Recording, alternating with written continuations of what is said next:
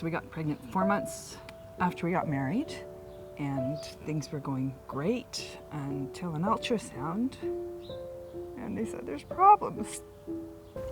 Jonas was born 2 months premature in 2008, and he was born at the Royal Alec, and he was with us for 27 days in the NICU before he passed away.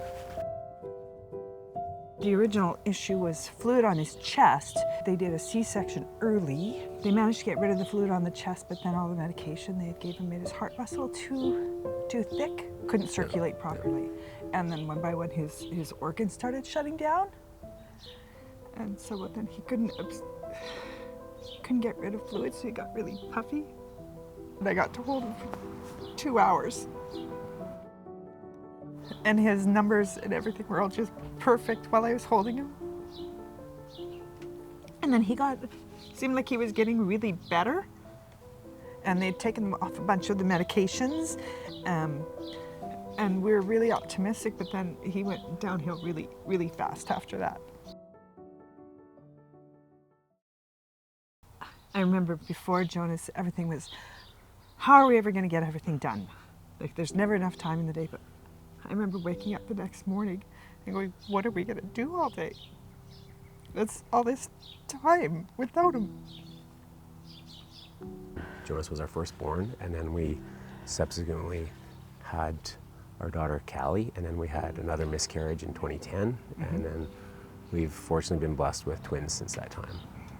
But the loss of Jonas is always with us, as is the loss of baby G, and Jonas would have turned 16 this year, so it was a milestone year. You know, it's hard not to think of all the milestones as Jonas would have been with us, and particularly, you know, turning 16 and the rites of passage that driving a kid goes through, and driving was the big one. We do celebrate Jonas's birthday every year, and we have a cake for him and cupcakes, and we do a balloon release for Jonas every year. So we make sure we celebrate his birthday, and we do a lot of things to celebrate and recognize Jonas's life through the year, every year.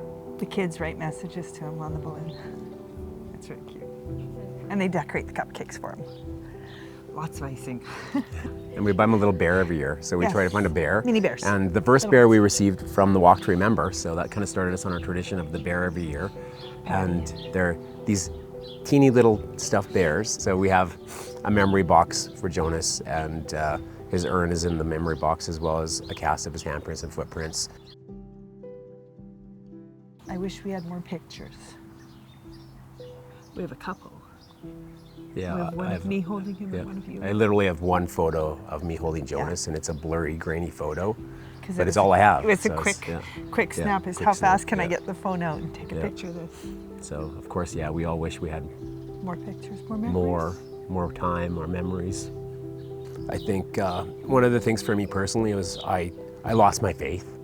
So, you know, when Jonas was fighting for his life in the NICU, I never prayed so hard for anything as for Jonas to live. And when those prayers weren't answered, I lost my faith for years. And so it's taken me, part of my journey of healing has been to refine my faith and to realize it wasn't God's will that Jonas died. You know, it's just bad things happen, and bad things happen in the world around us. So it's not all God's will. So I've come to accept that, which has helped to restore my faith. But you know, that's been part of my journey personally. We've had a long and winding path of our loss and our journey to healing and just living with our loss. We took a grief course, which was helpful.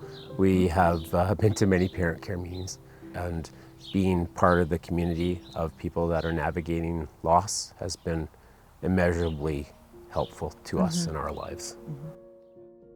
We've been supported incredibly from the community of baby and infant loss and the various organizations that exist in our community to provide that support. And I don't know if we'd be here today without it. No, it was... Honestly, I don't know if we would have made it through, you know, without having that support to lean on and still lean on. And it's, you know, it's there for all of us, and it's there for us personally, and we've taken advantage of it, and we've tried to contribute back, and we're happy to share our story of Jonas and happy to share our journey of healing. And you know, it does get better.